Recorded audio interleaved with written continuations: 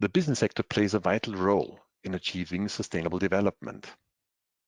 Allowing businesses to engage in sustainable activities, however, is complex.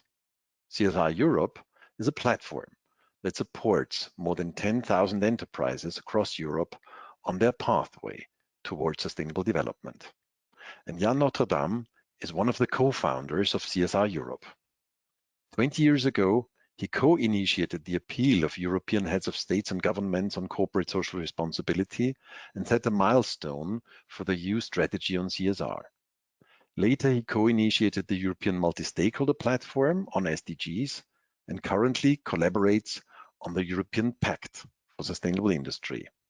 Jan Noterdaeme, thank you very much for taking the time for this interview today. Thank you, André. Thank you, and happy to be with you.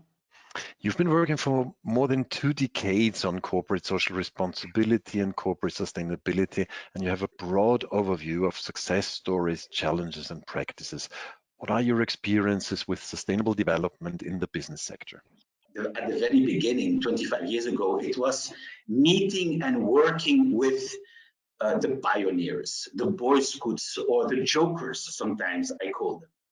These were people that had a kind of special gift, having strong empathy in sensing how much their enterprises, but also enterprises more broadly, were disconnecting from society.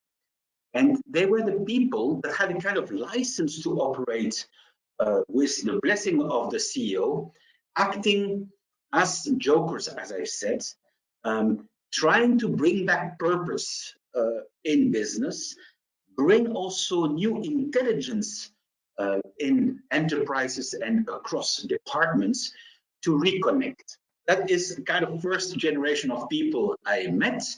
And then we started to work with the first generation of CSR managers, sustainability officers, and they were acting then really as conveners, but also as lobbyists inside the company, trying to rally other departments, other functions to integrate sustainability elements across management, across functions. And of course, I was also very, very lucky to meet and team up with leaders, is it CEOs or board members in companies, CFOs, and that were the people to really come in to make a strategy more robust and more long-standing, not a nice to have department somewhere, but really to have it fully in a decent strategy with the right processes in place.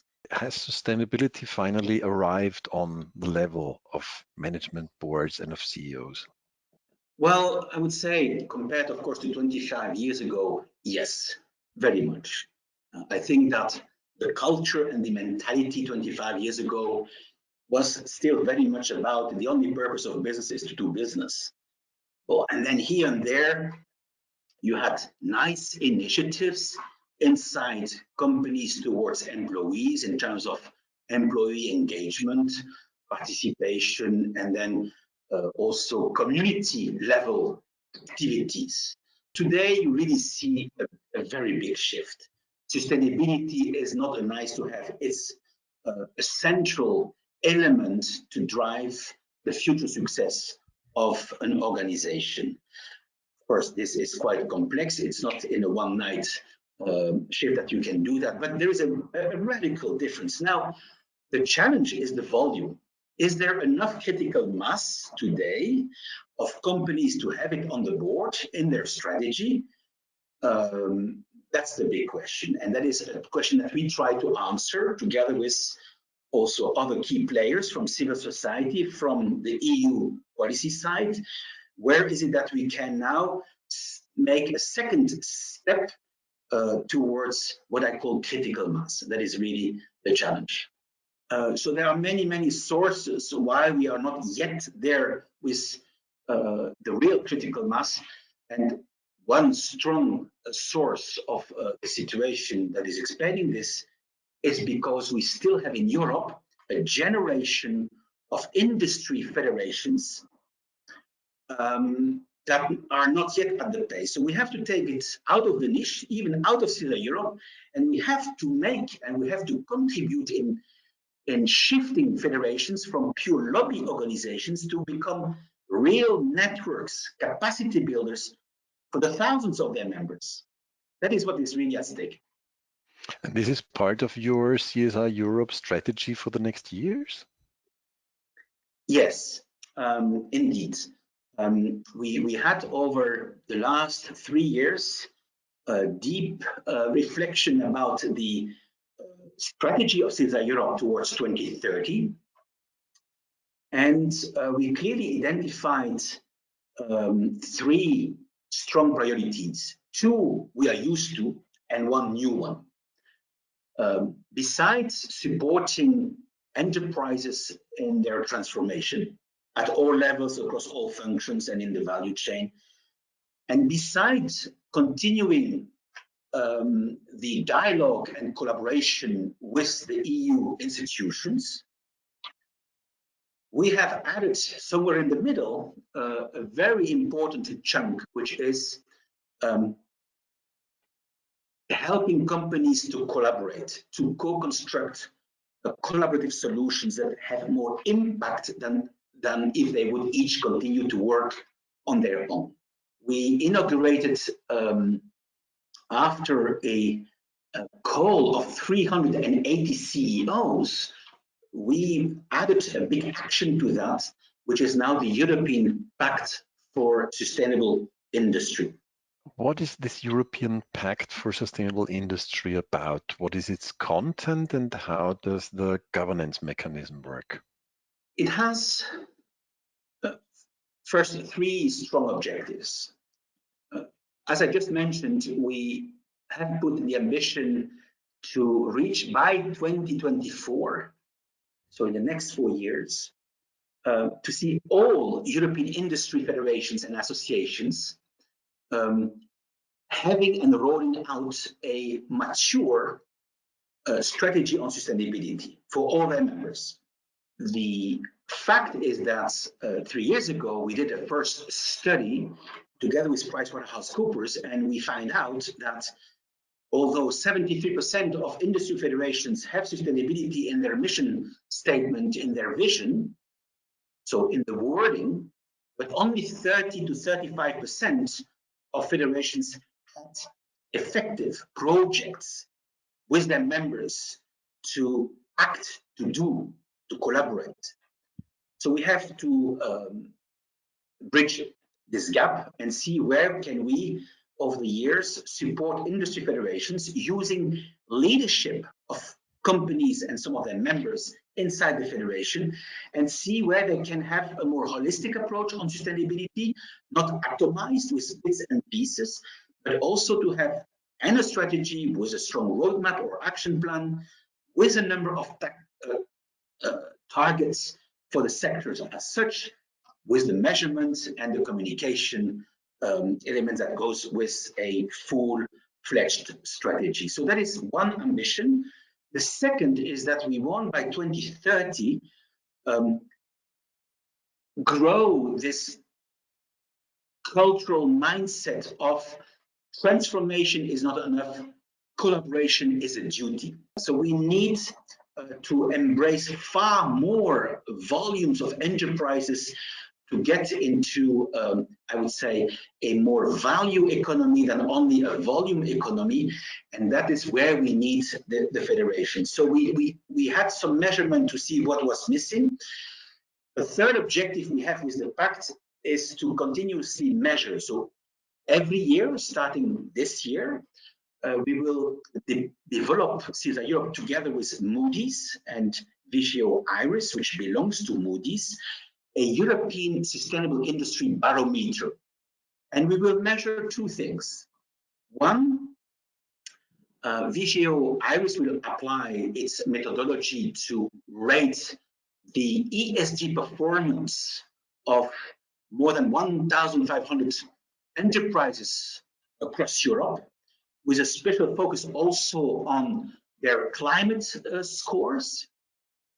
And the second element that we are going to measure is the level of maturity and integration of sustainability in industry federations and associations. Is the industry federation sustainable ready? What is missing, what is lacking? And so we will measure these two components, and then based on what will be identified in terms of high, medium, and low scores, see where we can calibrate the actions with the sectors involved. What kind of support do you offer to the industry federations as CSI Europe? Well, there are two kinds. Well, first, the barometer is an instrument that will give interesting insights to federations to see and benchmark themselves against peers. That's number one.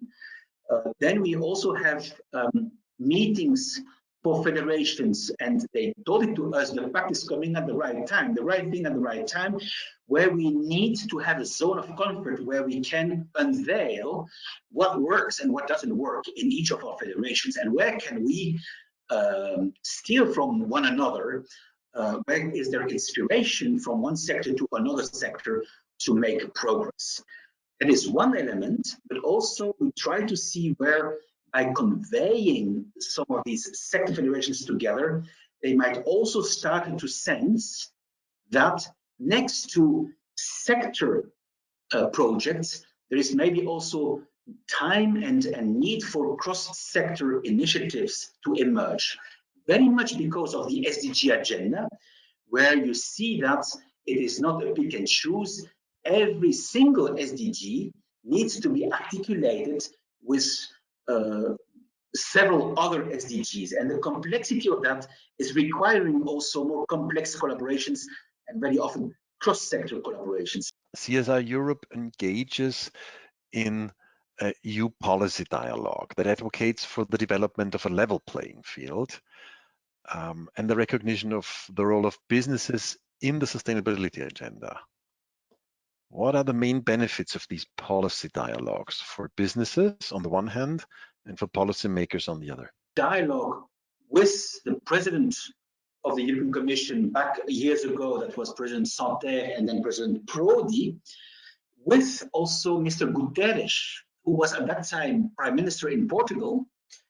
And there we decided to go for starting with an appeal of heads of states on CSR, to give credibility to CSR in Europe. But we knew that that dialogue we had with them, including very much also the former Danish Prime Minister, Mr. Rasmussen, we knew that this call of head of states to business on CSR, in fact, was a mandate for the Commission to think a European strategy on CSR, implying to engage also all stakeholders, not just CSI Europe, who was very small, Business Europe, the trade unions, the social NGOs, the green NGOs, and so forth. And that was the CSR Forum. And the CSR Forum was the dialogue where business and all stakeholders were able to come and express and to fight. And that was solved some years later after building trust in the dialogue. That's very important. Very important. It took 10 years, huh? But the result of the dialogue and the trust out of that dialogue was that we were able to go, we as CSI Europe, ECCJ, the European Coalition of Corporate Justice, and other players, to the Commission to say, it's time now for a CSR regulation, the European Directive on Non-Financial Information. So that was a dialogue that started in 2000, and 10 years later, there was heavy discussions with the incoming new Commissioner Barnier on the internal market to start thinking the elements, the components of a first European Directive on Non-Financial Information, which is currently under revision. So that is the result of a dialogue. And with mutual benefit, I can imagine, because it's important for business to have European, if not a global playing field. And on transparency and disclosure, this was extremely important and very much demanded by members in CSI Europe. Yeah, Noterdaeme, thank you very much for this very interesting interview. It was a pleasure. And it was a pleasure for me, and congratulations for your initiative.